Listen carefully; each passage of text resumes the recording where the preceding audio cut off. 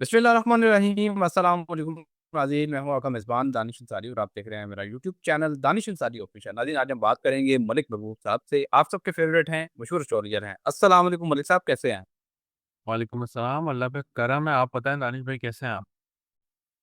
अल्हम्दुलिल्लाह मलिक साहब, मैं भी ठीक हूँ। मलिक साहब, आज प्रोग्राम का आगाज़ बड़ी दिलचस्प किस्म की खबर से कर रहे हैं और इससे मैं अफ़सोसनाक नहीं कहूँगा, क्योंकि आज रिपोर्ट जो आई है वो ईरान की तरफ से आई है। अब तक हम जो रिपोर्ट्स पेश करते रहे हैं वो इसराइल और अमेरिका की तरफ से जो रिपोर्ट आती रही हैं, वो बताते रहे हैं। लेकिन सर, आज पहली मर्तबा ईरानी पासदार इनकलाब ने एक रिपोर्ट जारी की है। उसमें उन्होंने बताया है कि अमेरिका और इसराइल से मुंसलिक 500 अहदाफ को निशाना बनाया और उन्होंने ये दावा किया है कि अब तक वो दुश्मन के 560 से ज़ायद फौजी जो हैं उनको हमले में हलाक कर चुके हैं। ये उन्होंने दावा किया है ईरानी पासदार इनकलाब यानी कि ईरान की अफ़वाज ने। सर, अब ये जो दावा किया गया है इसमें कितनी हकीकत है, ये आपसे मैं जानूँगा। और दूसरा ये भी खबरें सामने आ रही हैं कि ईरान की तरफ से अमेरिका के कई जो फाइटर जेट्स हैं उनको भी गिरा दिया गया है और F-15 फाइटर जेट दुनिया के जदीद तरीन फाइटर जेट समझे जाते हैं। सर, मैं जानना चाहता हूँ कि क्या वाक़ई ईरान की तरफ से जो ये कहा गया है या क्लेम किया गया है, इसकी अभी तस्दीक तो नहीं हो सकी। क्या इसमें वाक़ई हक़ाइक़ हैं और क्या वाक़ई ईरान कोई बड़ी कामयाबी की तरफ जा रहा है? देखिए दानिश भाई बात ये है कि जो टाइम चल रहा है उसमें आने वाले दिन मुश्किल ही नज़र आ रहे हैं।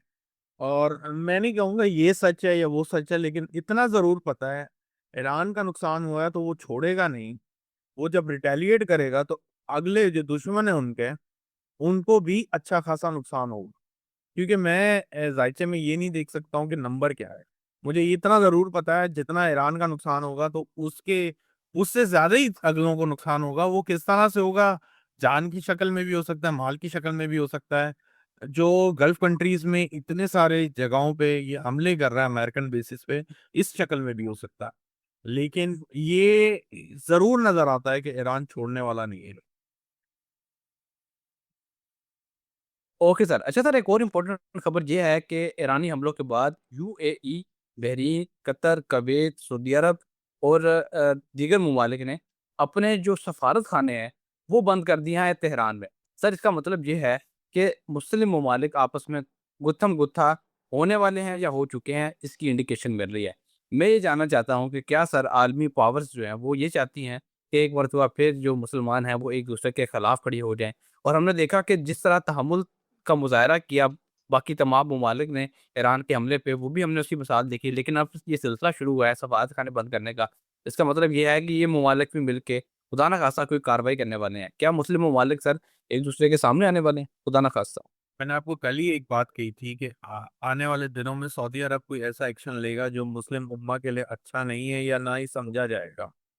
दूसरी इंपॉर्टेंट बात मैंने आपको 2 दिन पहले कह दी थी कि ईरान अकेला नहीं है, ईरान के साथ भी एक आधा मुल्क आएगा। ये जो प्लैनेट है, ये मल्टीपल मर्क्यूरी की इन्वॉल्वमेंट जब भी होती है, तो वो 2 से ज़्यादा की आती है, 3 या 4 होते हैं। तो अभी जो सुनने में आ रहा है वो लेबनान आ गया है, यमन का मुझे नहीं पता। तो ये चीज़ें अभी बढ़ती हुई दिखेंगी, ये आपस में टकराते हुए ही आपके सामने आने वाले हैं।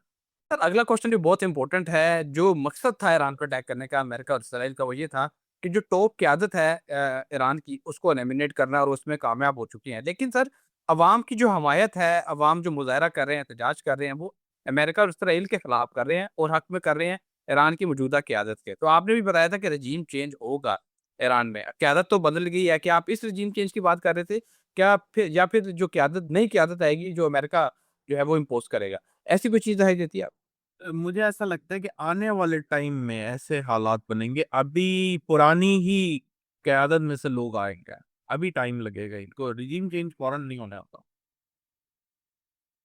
Okay sir. अच्छा सर, पाकिस्तान में भी पूरे मुल्क में जो हैं वो सड़कें बंद कर दी गई हैं और दफ़ा 144 कई इलाकों में नाफ़िज़ कर दी गई हैं पुरतशद्दुद मुज़ाहरों को रोकने के लिए, और अमरीकी जो कौंसल खाने हैं वो बंद कर दिए गए हैं। पाकिस्तान में रिस्पॉन्स उस तरह का है जो हम कोई भी एक्सपेक्ट नहीं कर रहा था। जिस तरह लोग बाहर आए, एहतजाज किया। क्या बाकी दुनिया में भी लोग इसी तरह अभी बाहर आएँगे, एहतजाज करेंगे या रिकॉर्ड कराएँगे अपना?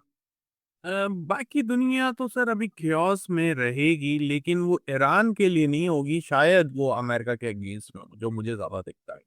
ये प्रॉब्लम ज़्यादा बढ़ती हुई आपके सामने आएँगी, स्पेशली जैसे ही ये लूनर इक्लिप्स कल का दिन गुज़रेगा, आप देखेंगे कि दुनिया बाहर आ रही है, उनके खिलाफ रिकॉर्ड एहतजाज कर रहा है। Okay sir. अच्छा सर, अगला क्वेश्चन भी पाकिस्तान से मुतल्लिक किया, अभी हमने पाकिस्तान का ज़िक्र किया। सर पाकिस्तान के बड़े-बड़े सियासी तजज़ियाकार सीनियर जो एनालिस्ट हैं, वो ये दावा कर रहे हैं कि अगला नंबर पाकिस्तान का है। लेकिन सिक्योरिटी ज़राए ने ये बात वादिया किया कि पाकिस्तान का अगला नंबर नहीं हो सकता। पाकिस्तान कोई अफ़गानिस्तान या ईरान नहीं है, जो जिसका अगला नंबर आ जाए, क्योंकि पाकिस्तान एक बाकायदा एटॉमिक पावर है। सर खुदा न खास्ता क्या पाकिस्तान का वाक़ई कोई अगला नंबर है? चार्ट में ऐसी कोई चीज़ दिखाई देती है? लोग ये कमेंट्स करके पूछ रहे हैं कि मलिक साहब से ये कन्फर्म करें। देखिए, पाकिस्तान का अगला नंबर नहीं है, लेकिन जो मैंने आपको पहले ही डर बताया हुआ है, उसका खदशा है कि पाकिस्तान के ऊपर इसराइल या इंडिया इंडिया का ज़्यादा चांस है कि ये लोग फिर एक कोई शरारत करते हुए दिखेंगे। लेकिन जो ईरान जैसे हालात हैं, वो अभी नज़र नहीं आते। पाकिस्तान में वैसे ही इतने मसाइल हैं दूसरी तरफ से कि इन चक्करों में तो अभी मुश्किल ही है कि कोई पड़ेगा। Okay sir. अच्छा सर, अभी आपने ये ज़िक्र किया है, तो मैं आपको बता दूँ कि लाहौर में इस वक़्त सिक्योरिटी हाई अलर्ट है, और बार-बार कई जो तजज़ियाकार हैं, वो ये कह रहे हैं कि लाहौर में खुदा न ख़ास्ता कोई वाक़या हो सकता है, कोई शरारत हो सकती है, क्योंकि पाकिस्तान अफ़गानिस्तान के साथ इस वक़्त हालत जंग में है। सर और भी इलाके ऐसे बता दें जो पाकिस्तान में जहाँ लोग रह रहे हैं, जो मकसद ये होता है लोगों को अलर्ट करना। वेस्ट कौन से ऐसे साइड इलाके हैं जहाँ अचानक वेस्ट वेस्ट? वेस्ट साइड के जितने भी इलाके हैं, ये ज़्यादा डेंजरस हैं कंपेयर टू ईस्ट के। ईस्ट है, लेकिन वेस्ट साइड जो है सबसे ज़्यादा इस वक्त पाकिस्तान का जो भी वेस्ट में आता है, वहाँ पे प्रॉब्लम ज़्यादा नज़र आती है मुझे। Okay sir. अच्छा सर, कुछ लास्ट क्वेश्चन्स करूँगा, उसके बाद प्रोग्राम का एहतराम करेंगे। सबसे जो अहम इसमें वो ये है कि कुछ लोग दफ़ाई तजज़ियाकार दावा कर रहे हैं कि जिस लेवल का, हाई लेवल का अटैक किया है ईरान ने इसराइल पे, और इतना बड़े पैमाने पे नुकसान किया है, कुछ लोग कह रहे हैं कि वेपन ऑफ मास डिस्ट्रक्शन जो है, या फिर एटॉमिक बॉम्ब जो है, वो इसराइल की तरफ से आइंदा कुछ लम्हात में, आइंदा कुछ घंटों में या कुछ दिनों में इस्तेमाल किया जा सकता है। क्या आपको खुदा न ख़ास्ता ऐसी कोई चार्ट में चीज़ दिखाई देती है कि मास डिस्ट्रक्शन हो जिसमें? अल्लाह रहम करे, मुझे एटॉमिक पावर नज़र आ रही है। ये डिस्ट्रक्शन के लिए ना ही हो तो अच्छा है, लेकिन एटॉमिक पावर के इंडिकेशन आ रहे हैं मुझे। सर ये भी कर दें कन्फर्म कि ईरान की तरफ से कोई पहल हो सकती है इसमें, या इसराइल की तरफ से? मोस्ट प्रोबेबली ईरान जो है टेस्ट करने की तरफ चला जाएगा, जो मुझे दिख रहा हो। ईरान टेस्ट करेगा बहुत जल्दी, लेकिन इसराइल शायद हमले के तौर पे अनफॉर्चुनेटली हो सकता है, बहुत कम इम्कान, अल्लाह करे ना हो, शायद हमले के तौर पे इस्तेमाल करें। Okay sir. अच्छा सर, ये भी बता दें कि लास्ट टाइम रमज़ान में ईरान का हमसाया मुल्क इराक पे अटैक किया था अमेरिका ने, और उसको बिल्कुल खंडर बना दिया था, और एक दौर में इराक दुबई के लेवल का मुल्क था, बड़ी-बड़ी शानदार बिल्डिंग्स थी वहाँ पे, लेकिन आज वो बिल्कुल फ्लैट है। कोई बिल्डिंग नहीं है, कुछ नहीं है, अब तबाही बहुत ज़्यादा है वहाँ पे। क्या खुदा ना खास्ता ईरान को पे भी इसी तरह के अटैक करेगा, जुर्रत करेगा अमेरिका या इसराइल, या फिर बस अब उन्होंने अपना मकसद हासिल कर लिया और वो अपना सामान से बैठ के वापस चले जाएँगे? मसला ये है सर, अभी जो मामलात हैं उसमें थोड़े से ट्विस्ट एंड टर्न्स और रहते हैं। ट्विस्ट एंड टर्न्स जो होते हैं ना, वो अच्छे नहीं होते हैं और अच्छे नज़र भी नहीं आ रहे हैं मुझे।